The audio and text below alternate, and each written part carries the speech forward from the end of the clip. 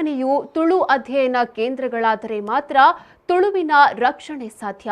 ತುಳು ಎಲ್ಲ ಜಾತಿ ಧರ್ಮಗಳನ್ನು ಒಗ್ಗೂಡಿಸುವ ಒಂದು ವ್ಯಾವಹಾರಿಕ ಭಾಷೆ.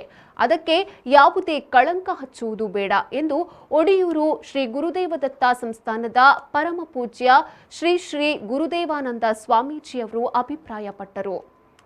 ಅವರು ವಿಶ್ವವಿದ್ಯಾನಿಲಯ ಸಂಧ್ಯಾ ಕಾಲೇಜು ಹಂಪನಕಟ್ಟೆ ಇಲ್ಲಿನ ತುಳು ಸ್ನಾತಕೋತ್ತರ ಅಧ್ಯಯನ ವಿಭಾಗ ಹಾಗೂ ಒಡಿಯೂರು ಶ್ರೀ ಗುರುದೇವದತ್ತ ಸಂಸ್ಥಾನಂ ಇವುಗಳ ಸಂಯುಕ್ತ ಆಶ್ರಯದಲ್ಲಿ ಸ್ಥಾಪನೆಯಾಗಿರುವ ಶ್ರೀ ಸಂಸ್ಥಾನಂ ಒಡಿಯೂರು ತುಳು ಅಧ್ಯಯನ ಕೇಂದ್ರ ಉದ್ಘಾಟಿಸಿ ಮಾತನಾಡಿದರು. ಇದೇ ವೇಳೆ ಶ್ರೀ ಗುರುದೇವಾನಂದ ಸ್ವಾಮೀಜಿಯವರು ತುಳುವಿಗೆ ಭಾಷಾಂತರಿಸಿದ ಹನುಮಾನ್ ಚಾಲೀಸ್ ಸಿಡಿಯನ್ನು ಬಿಡುಗಡೆ ಮಾಡಲಾಯಿತು. ಕೇಶವ್ ಭಟ್ ಅವರ ಮಂದಾರ ರಾಮಾಯಣ ಕುರಿತ ಲೇಖನಗಳ ಮಂದಾರ ಹಾಗೂ ತುಳು ವೆಬಿನಾರ್ ಸರಣಿಯ ಆಯ್ದ ಭಾಗಗಳಾದ ಬಂಗಾರದ ಕುರಲೆಂಬ 2 ಪುಸ್ತಕಗಳನ್ನು ಬಿಡುಗಡೆ ಮಾಡಲಾಯಿತು.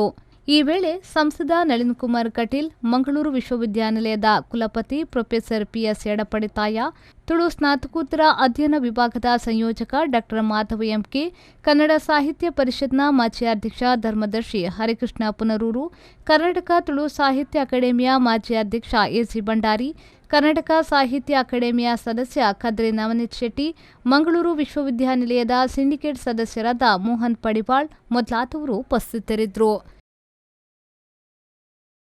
ಬ್ಯೂರೋ ರಿಪೋರ್ಟ್ ವಿ4 ನ್ಯೂಸ್ ಮಂಗಳೂರು.